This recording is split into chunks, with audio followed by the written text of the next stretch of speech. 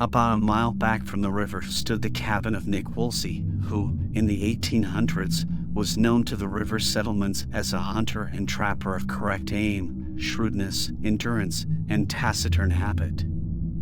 For many years he lived in this cabin alone, except for the company of his dog, but while visiting a small settlement in the wilderness, he was struck with the engaging manner of one of the girls. He repeated the visit, and thereafter he found cause to go to the settlement frequently. At length won the maid's consent to be his wife. The simple marriage ceremony was performed, but the wedding was interrupted in an almost tragic manner, for a surly fellow who had loved the girl, yet who never had found courage to declare himself, was wrought to such a jealous fury at the discovery of Woolsey's good fortune that he sprang at him with a knife, and would have dispatched him on the spot had not the man's faithful hound leaped at his throat and borne him to the ground. Woolsey disarmed the fellow and kicked and cuffed him to the edge of the wood, while the whole company shouted with laughter at this ignominious punishment and approved it. A year or more passed. Woolsey and his wife were happy in their free and simple life, happy, too, in their little babe. Woolsey was seldom absent from his cabin for any considerable length of time, and usually returned to it before the night set in. One evening he noticed that the grass and twigs were bent near his house by some passing foot that, with the keen eye of the woodman, he saw was not his wife's. Some hunter, he said, saw the house when he passed here, and stopped to look in. For the trail led to his window and diverged thence to the forest again. A few days later, as Woolsey was returning, he came on the footprints that were freshly made, and a shadow crossed his face. On nearing the door, he stumbled on the body of his dog, lying rigid on the ground. "How did this happen, Meenamee?" he cried, as he flung open the door. The wife answered, in a low voice, "Oh, hush. You'll wake the child." Nick Woolsey entered the cabin and stood as one turned to marble.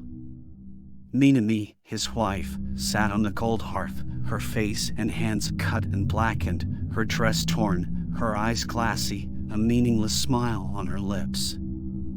In her arms she pressed the body of her infant, its dress soaked with blood, and the head of the little creature lay on the floor beside her. She crooned softly over the cold clay as if hushing it to sleep, and when Woolsey at length found words, she only whispered, "Hush. You will wake him." The night went heavily on, day dawned, and the crooning became lower and lower. Still, through all that day the bereft woman rocked to and fro upon the floor, and the agonized husband hung about her, trying in vain to give comfort, to bind her wounds, to get some explanation of the mystery that confronted him. The second night set in, and it was evident that it would be the last for Meenamee.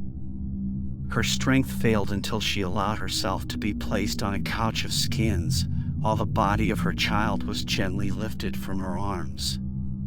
Then, for a few brief minutes, her reason was restored, and she found words to tell her husband how the man whose murderous attack he had thwarted at the wedding had come to the cabin, shot the dog that had rushed out to defend the place, beat the woman back from the door, tore the baby from its bed, slashed its head off with a knife, and, flinging the little body into her lap, departed with the words, "This is my revenge. I am satisfied." Before the sun was in the east again, Meenamee died in her husband's arms. Woolsey sat for hours in the ruin of his happiness, his breathing alone proving that he was alive, and when at last he arose and went out of the house, there were neither tears nor outcry. He saddled his horse, took up the carefully wrapped body of his wife, and rode off to the westward. At nightfall he came to the settlement where he had won his bride, and relating to the assembled settlers what had happened, he demanded that the murderer be given up to him. His demand was readily granted, whereupon the settlers advanced on the cowering wretch and with the quick fling and jerk of a rawhide rope bound his arms to his side. Then they tied the body of Meenamee to her killer and flung the two, one living, one dead, onto the back of a horse, securing them there with so many turns of rope that nothing could displace them. With a shout, the settlers sent the animal plunging, foaming, and snorting into the wilderness. When it had vanished and the hoofbeats were no longer heard, Nick Woolsey took his rifle on his arm and left the settlement forever.